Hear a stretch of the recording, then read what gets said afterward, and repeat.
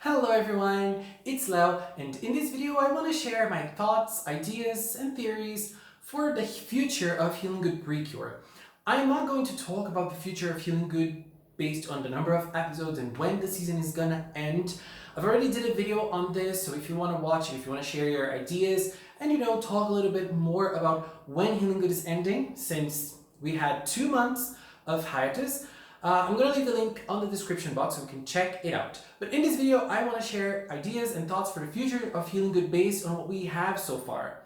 And, well, if you've been following Healing Good, you know that this is not a very plot-driven season, so we don't have too much to go by. But I feel like we have some interesting clues here and there, especially concerning the villains, which is probably going to be like the biggest focus of this video, and that's what I'm going to talk about the most, I think. Obviously, full of spoilers and full of things that happened in Healing Good already, so if you're not up to date with the season and don't want to be spoiled, this video is not for you. Go watch the episodes and then come back here to share your thoughts as well. Well, in Healing Good Precure, we have 3 villains, 3 generals, and we also have the big bad, who is King Byogen, who we know basically nothing about. We know that King Byogen already fought against a cure in the past, who was Teachinu's partner, and we know that the Teachinu's partner was able to win against King Byogen, but King Byogen attacked again, and while they were able to hold him back, he did a number on the Healing Garden and Teachinu's power as well. So that's when we start the story, the girls become precurers. But in the first episode, there's something very interesting about Daruizen. Daruizen is part of the main villains. He's part of the trio of the main villains, who are Daruizen, Shindoine, and Guayaru. And I feel like from all the 3 of them, Daruizen is going to be the one that is going to have more focus and relevance. I believe this for a couple of reasons. One, his role in the opening. He is the only one that has like a back and forth in the opening song with Cure Grace, against Cure Grace, and we can see Cure Grace going through him. That can mean so many things that I'm not really going to talk about here, but that is a big indication that his role is going to be big. Also, he has a lot of interaction with Cure Grace when he attacks, which isn't always, but when he attacks and he has some moments with Grace, they're interesting. And we already know that episode 28 is going to focus on him. That's pretty big, I think, and that's also something that makes me very excited and curious to learn about his story. In terms of focus, I believe Guayaru might receive some focus based on him probably creating a very powerful enemy for the girls to go against. But in a personal way, I think that Daruizen is going to be the only one to receive more focus. I think that we might have some little moments with Shindoine and Guayaru, but Daruizen is going to be the one. We don't really know much about him, but we know some things from some episodes, and let's talk about them. In episode 21, he told something very interesting to Guayaru. He said that he is going to do everything in his power to try and spoil and destroy the earth. But he never mentioned King Byogen himself. So I believe that he has his own reasons and his own motives for doing what he does, and he's not really loyal to King Byogen. Instead, he is loyal to the idea of polluting and destroying the earth completely. Why does he want to do that? I have no idea. And while Daruizen looks like a preteen or like a 13-year-old, it seems that he is pretty old, actually. Because in the first episode, when Nodoka becomes Cure Grace, we can see that he mentions the old Cure that fought alongside Teacher. He didn't mention that exactly, but now we know that he was mentioning the original pretty Cure from Healing Good that fought years and years and years back. And he says, is that the same? But he quickly corrects himself by saying that's not possible, she's already dead because she's a regular human being. So obviously we know that he's been around for a very long time and he is alive. So does that mean that he is not a human? Well, for that we need to think about what the villains are. We don't really know what they are and their identities exactly. Can they be human beings that were infected by King Byogen? I think they can. Can they be animals or insects that were infected by King Byogen? I think so too. Or can they be something completely different and, part of the essence of King Byogen? Well, I think so too. And even this idea of him not being a human because he's been around for a long time might not really be true because maybe the powers of King Byogen are keeping him alive. But there are obviously hints that can help us try to look at those villains in a new light. And I think that the biggest hint is actually the king of Healing Good Precure, Batatemoda. I absolutely love Batatemoda and I feel like he was such a great character and I really hope he comes back. But Batatemoda was born in episode 11. In episode 11 we had a very powerful Mega Byogen that sprouted seeds with the power of King Byogen. And one of those seeds actually infected a capybara and the capybara turned into Batatemoda himself.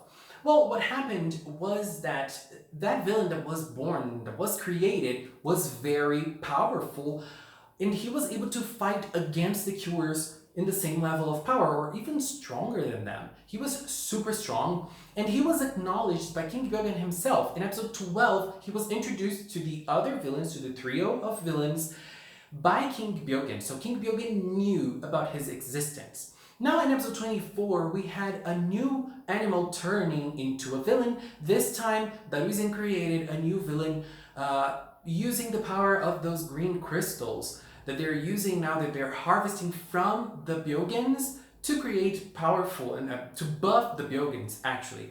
But he used it on an animal, right? So Nebusoku was born in episode 24.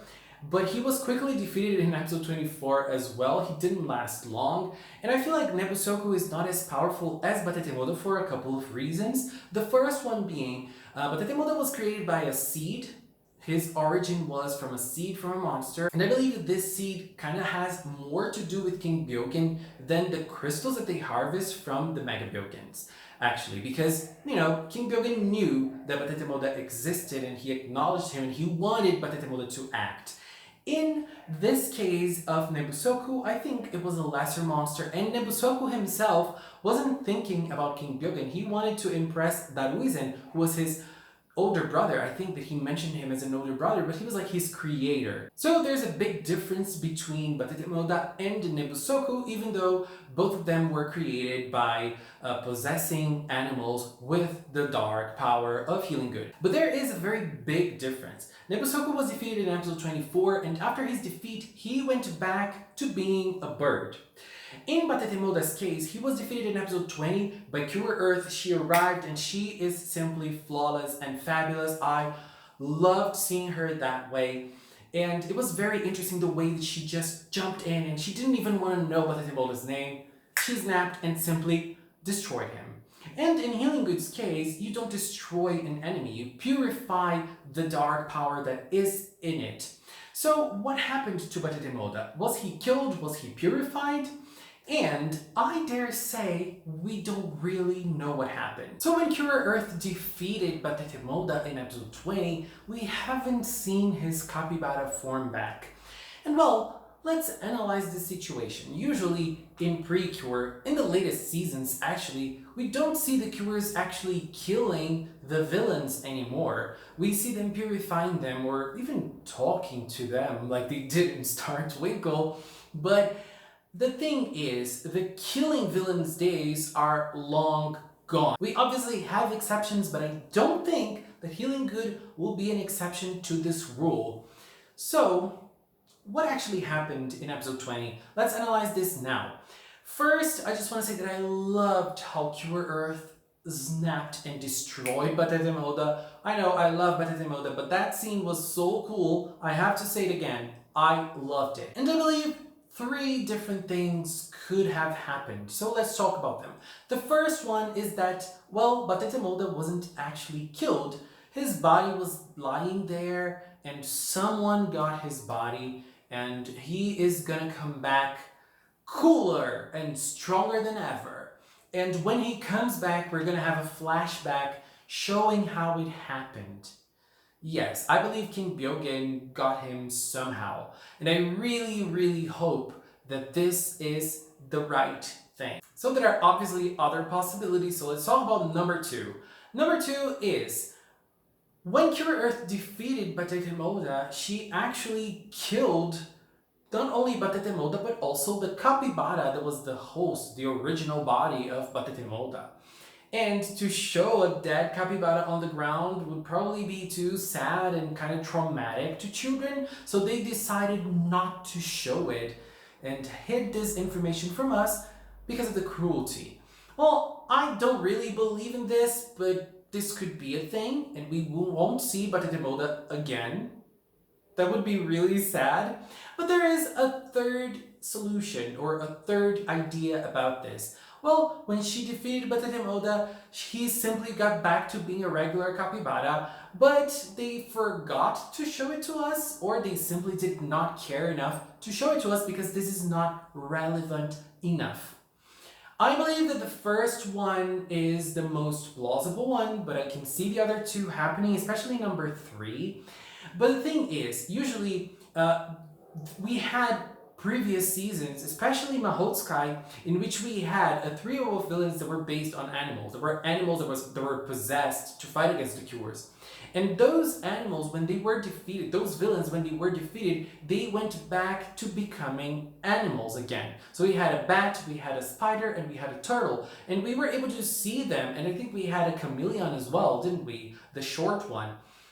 So we were able to see them in their animal forms too. So I find it very strange that they did not show Batatemoda in his capybara form. That is why I believe from all of the propositions I showed, number 1 is the most plausible one, and he is coming back sometime soon. But just to close this villain talk, I believe that those 3 that we have are going to last up until the end of this season, and I believe that Shindoine is going to be the first one defeated, Guairu the second one defeated, and Daruizen is going to be the big boss of the season, and he's going to have a big showdown against Cured Grace at the end, and then at the end he's gonna come back and to the light side, you know, to the cute side of things. And so another thing that we've seen lately is about Asumi / Cure Earth in episode 24. She actually showed that she was able to create a portal and teleport herself and the girls to another place based on her feelings of wanting to protect and defend and save Sakuya, my ship. That power was cool enough, but at the end of the episode she mentioned something.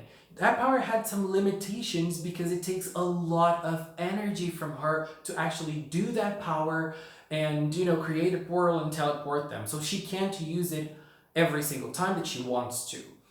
Is it going to have any implications, or was it just put there for comedy purposes, or just, you know, to lighten up the mood a little bit and create a funny situation at the end of that episode? Well, if it has some implications, what are those implications? So far, Cure Earth's been way stronger than the rest of the team, so the 3 girls, Grace, Fontaine, and Sparkle, are very weak, and they're barely doing nothing in the fights because Cure Earth simply dominates it all. Maybe this limitation will put her in a position of like the same powers as the girls in a certain situation, and then the power-up is gonna be born and they're gonna become stronger?